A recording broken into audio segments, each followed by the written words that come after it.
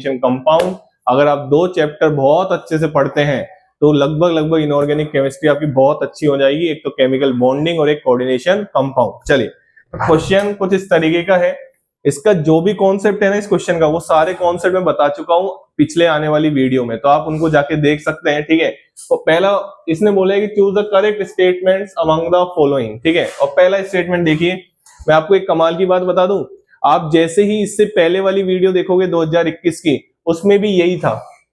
और ऐसा JEE advance में बहुत रेयर देखा गया है कि वही कॉम्प्लेक्स रिपीट कर दिया गया हो अगले ही साल।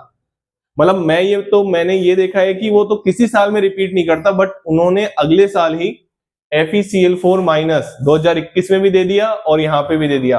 हाँ, शर्त है कि मतलब पॉइंट ये था कि वहां पे उन्होंने ज्योमेट्री नहीं पूछी थी, वहां पे उन्होंने आपसे मैग्नेटिक मूवमेंट पूछा था, बट यहाँ पे ज्योमेट्री पूछ ली। बट मैं आपको पता है कि मैग्नेटिक मूवमेंट निकालने के लिए आपको कॉन्फ़िगरेशन तो निकालनी पड़ेगी।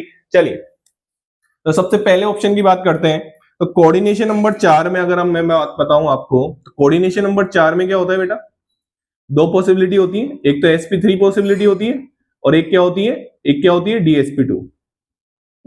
और जैसा कि मैंने आपको बता रखा है कि जब भी चारों वीक फील्ड लिगेंड होंगे ना, फर्स्ट ट्रांजिशन सीरीज के मेटल sp3 बनाएंगे, और अगर चारों स्ट्रॉन्ग फील्ड लिगेंड होंगे तो क्या बनाएंगे, dsp2 बनाएंगे। ये मैंने लास्ट वीडियो में आपको बता रखा है, आप जाके देख सकते हैं। ठीक है ना, तो सही चाहिए।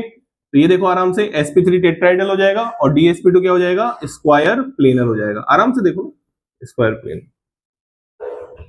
अब हमको पता है Cl- वीक फील्ड लिगेंड है, तो आयरन की ऑक्सीडेशन स्टेट निकाल लो। यहाँ पे मैं पहला ऑप्शन सोल्व कर रहा हूं, FeCl4 2 माइनस है ना, FeCl4 माइनस, तो आयरन की ऑक्सीडेशन स्टेट यहाँ पे आ जाएगी x + 4 इंटू -1 इक्वल टू -1, तो x इक्वल टू कितना आ गया बेटा, +3।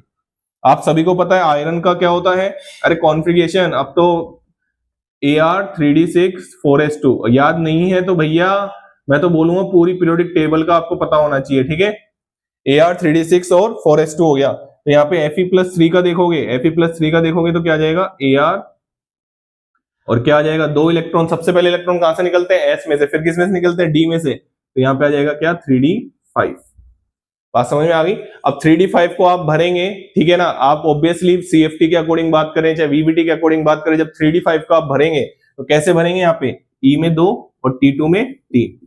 तो यहाँ पे 1 2 पेयरिंग होगी नहीं, वीक फील्ड लिगेंड है, ऐसे जाएगा। ये आपका क्या हो गया, ये आपका हो गया E, ये आपका क्या हो गया, ये तो आपका हो गया E, और ये क्या हो गया आपका T2। अब आपको पता है कोऑर्डिनेशन कंपाउंड बनाने के लिए, बॉन्ड बनाने के लिए